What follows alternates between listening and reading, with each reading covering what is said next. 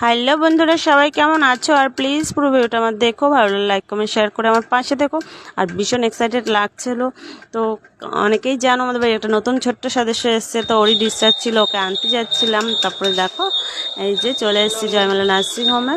আর সত্যি মনটা ভীষণ আনন্দ লাগছিল, তাই একটু ভিডিও করে তোমাদের সাথে শেয়ার করছি। আর দেখো লিফটে করে মাসিরা নামিয়ে দিয়ে গেল নিচে।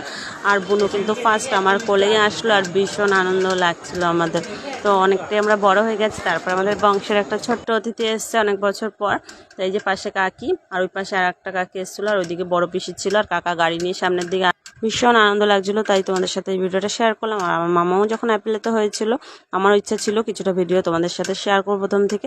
তা হয়ে ওঠেনি, তখন তো আমি অসুস্থ, কী করে করবো। আর বাড়ির লোকও সেইভাবে কিছু করেনি, যে যার আনন্দতে ব্যস্ত ছিল।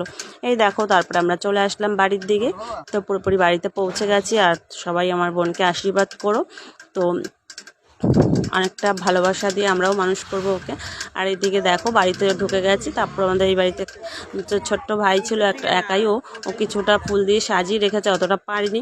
আর বৃষ্টিও শুরু হয়ে গেছে তখন, গুড়ি তো যেটুকু নিয়ম কাজ ছিল তাড়াতাড়ি সেরে তারপর বোনকে ঘরে নেব।